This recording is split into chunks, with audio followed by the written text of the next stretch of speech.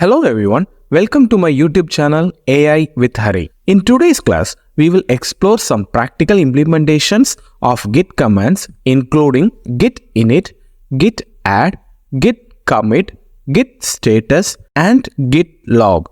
Without further delay, let's dive into the video. The Git help command provides a list of all commonly used Git commands. You can see Git help -a is to list all the available commands. Similarly, Git help -all offers a comprehensive list of commands. If you want to learn about a specific command, you can use Git help init, which opens a detailed manual page about the Git init command. For practical implementation, I would navigate to D folder and create a folder named first project and open a Git bash here. Now, if I execute ls command, it shows nothing as no file or directory is being created. Next, we execute the Git init, which creates an empty Git repository. That is, it converts a normal folder into a Git working environment. Also, if you could see, a term named master is being created when we execute the init command. Master is termed as a branch and it would be explained in upcoming classes. We'll have a dedicated video about branching. Now, we would learn about Git status. When we execute Git status, it shows us small details about the project, including in which branch the project resides and also about commit details. Since we have not done any commits, it shows no commit. Now,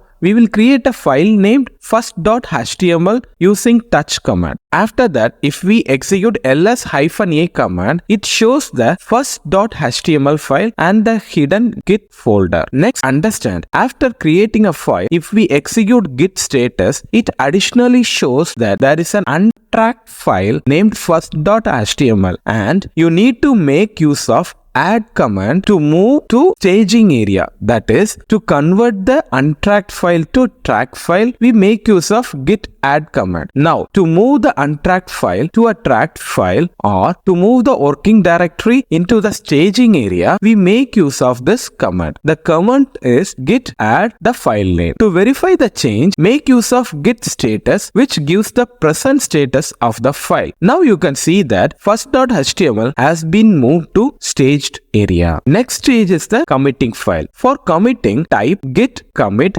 -m and the message. Let's type as our first commit. Now, files have been committed and if you make use of git status, you can see that the message has been changed to nothing to commit. Next, I will add a content to first.html file using vi command. I'll just add a text, welcome to my YouTube channel, and then I will exit. Now, if we again check the git status, it shows that file is modified. To add the file and content again, we follow the same procedure. Again, we will make use of the add command, then git status. Git status shows that the file has been added to staging area. So now you have to understand that before it showed that the file has been modified. So after executing the add command, message gets changed to that the file has been added to staging area. Now again we will commit with a message second commit. So this is how the cycle keeps on flowing. Now we will learn about Git Log method. Git Log actually shows the details of how many commits have been done in the current project with a 40-digit unique hexadecimal SHA value.